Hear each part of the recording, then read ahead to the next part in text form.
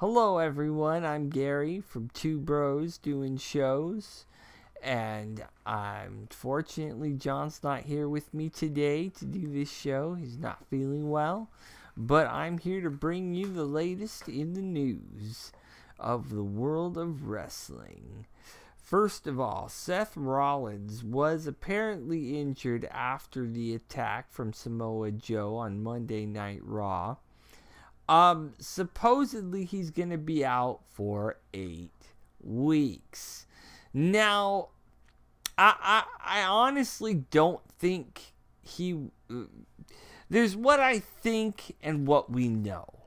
What we know is that it was his torn knee and his ACL, MCL, and meniscus, which is what was reported by the Washington Post, which is a fairly credible site. So, yeah, he got slammed about as hard as a Golden State Warrior did by the Sacramento Kings tonight. So, honestly, he probably did hurt his knee. But the fact of the matter is that for it to be so convenient that he could come back at WrestleMania almost makes me think that this is kayfabe, or, they're trying to play on our emotions. So, we'll see. I mean, if this is a really real legit injury, then we'll find out soon enough. The WrestleMania matches that are rumored have been released. I mean, these are all essentially rumors, but everyone has the same list, and it was released apparently by Pro Wrestling Insider as well.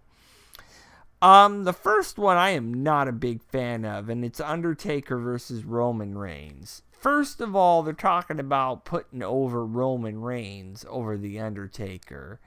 This guy already took a loss to Brock Lesnar. If Roman Reigns defeats The Undertaker, he is going to get booed the fuck out of that building. And I mean, he is going to be booed so badly, like they are just gonna blow the roof off the arena with all the boos. So whatever stupid turn you're thinking you're gonna get out of this, you're not gonna get it, because anyone beating The Undertaker at this point at WrestleMania is folly. Just allow him to retire with his dignity and, end it. Because these WrestleMania matches that really shouldn't be happening, because the guy's having hip replacement surgery in, I believe, May.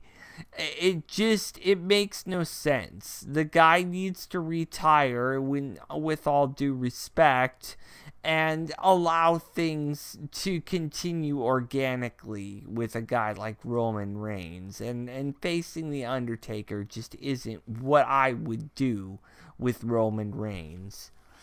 Anyway, the next match is AJ Styles versus Shane McMahon. First of all, why the hell do we have to have a McMahon or a Triple H at every friggin' WrestleMania for the last 5 years?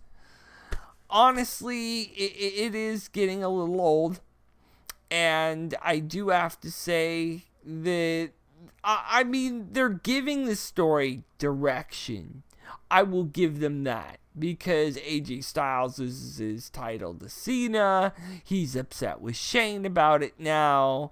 So they're slowly kind of spindling it together, but I don't want to see this match. I don't want to see AJ Styles' talent ruined in his prime against a doofus like Shane McMahon. Like, come on. Shane McMahon, he pulled a nice little spot against The Undertaker last year when he did a nice little elbow drop off the Hell in the Cell into the announce table. But let's face it, all he's good for is spots. He does not know how to wrestle in the ring at all. The guy just is like, Yeah, durr, durr, durr, durr, durr. You know, come on. You can't have to do more than a punch, punch, punch to be looked at as legitimate in the ring. Gary, please be careful with the Death Star.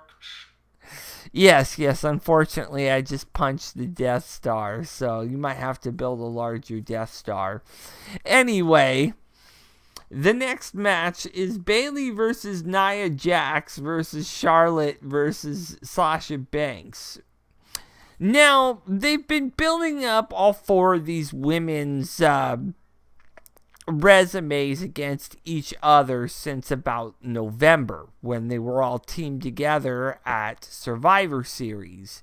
Then at the Royal Rumble, Nia Jax had a match against Sasha Banks, and then Charlotte had a match against Bayley, which Charlotte won and Nia Jax won. Now, they're talking about a Sasha Banks heel turn, but here's the thing. You have so many friggin' heel women on Raw, somebody's got to make a face turn here. Is it going to be Nia Jax or is it going to be Charlotte?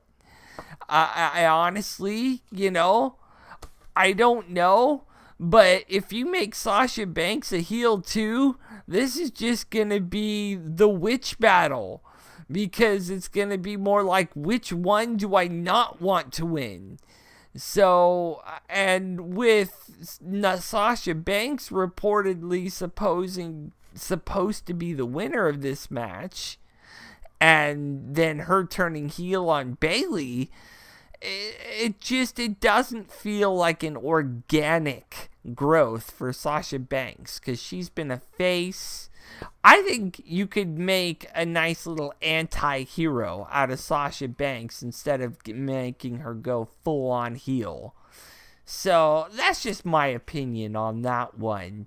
But we'll see how this one grows, because I don't think it would be a completely bad match, especially for Nia Jax, who's finally getting more than just jobbers to fight against.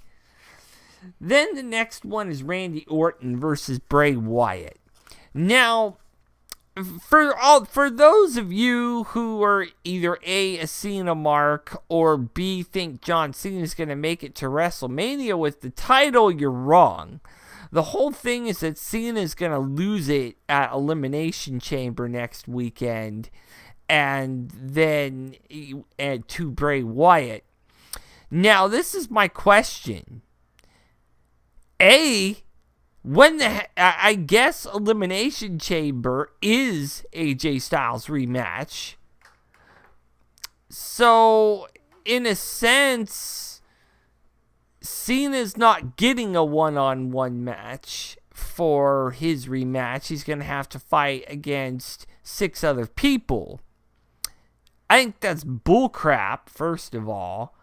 And second of all, that is such an easy way to strip a guy of a title. That yells transitional reign to me. Like you just wanted to give it to him to take it off AJ Styles.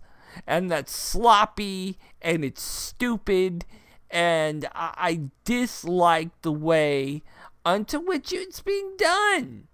I mean, come on. Give this guy some dignity and make it an organic loss of the title for both ways, for both AJ Styles and John Cena. If you want to give it to Bray Wyatt at WrestleMania, fine. I love Bray Wyatt.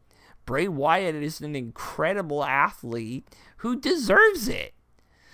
I think that Orton deserves to be at WrestleMania. His body of work in 2016 alone just yells great work. Plus, he got his head busted open by Brock Lesnar, which that alone says you deserve it. I mean, it's kind of like what happened to the Warriors tonight against the Kings. But the fact of the matter is that you have to allow for Orton to grow. I mean, I know he's got 2 suspensions, but he's been a good noodle boy for the last year and a half, so let him grow. I think he deserves it, and his, like I said just a little bit ago, his body of work says that he deserves it. So him and Wyatt at WrestleMania sounds like a great match. And for those that are worried about Cena being in the main match, I don't think that's going to happen. So for all these people screaming, "Oh, I've seen the poster and it's got Cena and Orton on it," no. I don't believe that for 1 minute. The last thing is the Andre the Giant Memorial Battle Royal. A lot of people have their picks for this one. This is like a Vegas pick for the Indianapolis 500 practically, because there's so many racers in that, or one of those famous horse races in the Triple Crown. But the fact is that it seems like this year it should go to Braun Strowman. Braun Strowman eliminated 7 people in the Royal Rumble, which just tells me in a ring full of 30 people, everyone will fall. And yeah, you're going to get people just thrown out of the ring left and right, in my personal opinion, by Braun Strowman. I mean, if it's not Braun Strowman, then you're not building up his character correctly, because that's exactly what should be happening. Again, organic growth. He didn't win the Royal Rumble. We all knew he wasn't going to win the Royal Rumble, but we were curious as to how many eliminations he was going to have in the Royal Rumble. Then you let him win something like the Andre the Giant Memorial Battle Royal, and just like what happened last year with Baron Corbin, it'll give our friend Braun Strowman a little bit more credibility. But we'll see what WWE decides to do in the end. Finally, for this show, Kenny Omega did a little interview with Cage Side Seats, and he was talking with a few people, and one of the questions he was asked was, if you did work for WWE, what would you want to do? And he basically described it as he'd want it to be a painting, and he'd want to be the ones with the color and the brush, and to be able to have as much time to make as beautiful a picture as possible. Not to be handed a Post-it note and a piece of charcoal and get 5 minutes. That to me just says, I want to create basically a feud that lasts longer than 2 months that I can build upon. And I can totally respect that. Because if you're going to build a feud, as I said, you build it organically. That way it feels better, it has more momentum, and it means something. You throw a title in there later on, not right at the start like you did with Roman Reigns and freaking Kevin Owens. That totally ruined that feud, in my opinion. But if you put in Kenny Omega, say, against somebody like Sami Zayn, you could make an incredible feud out of that. So it seems to me like he is not against coming to WWE. He just wants it to be under the right terms. Well, for Two Bros Doing Shows, this is Gary Maloney, and I am signing off.